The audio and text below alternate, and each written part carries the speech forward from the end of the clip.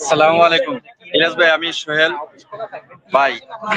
যখন হত্যা মামলা চলতেছে রানিং, তখন আপনার বিস্ফোরক মামলার সময় আব্দুল কাহার আকন এই মামলার তদন্তকারী কর্মকর্তা, ওনাকে আমাদের আইনজীবীরা জিজ্ঞাসা করছে, আপনি কি এই মামলা তদন্ত করছেন? উনি বলছেন, না, আমি এই মামলা তদন্ত করি নাই। এই মামলার বাদী নবজ্যোতি খিসা, ওনাকে জিজ্ঞাসা করা হয়েছে, আপনি কি এই মামলার বাদী?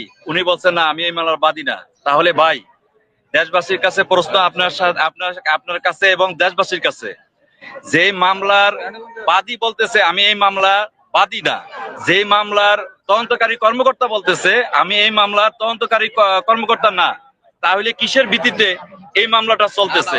আজকে এই মামলা থাকার কারণে আমার এক সাথী ভাই আজকে মৃত্যুবরণ করছে। ভাই, আজকে আমার সাথী ভাই জেলখানায় মৃত্যুবরণ করছে, তার পরিবারগুলা তাকে দেখতে পারে নাই। তার জানাজা দিবে, সেখানেও অনেক ভেজাল করতে হবে, অনেক ধাপ আগে নিতে হবে। আমার সাথী ভাইরা ধীরে ধীরে ধুকে ধুকে জেলখানার ভিতরে মারা যাচ্ছে। আমি 16 বছর পরে আজকে জেল থেকে 22 তারিখে বের হয়েছি, কিন্তু আমার সাথী ভাইরা এখনো জেলখানায়। তারা নিরপরাধ, তারা কোনো অপরাধ করে নাই। আমরা তাদের সাথে ছিলাম, আমরা ভাই 16 বছর পর্যন্ত তাদের সাথে একসাথে খাইছি, একসাথে ঘুমাইছি।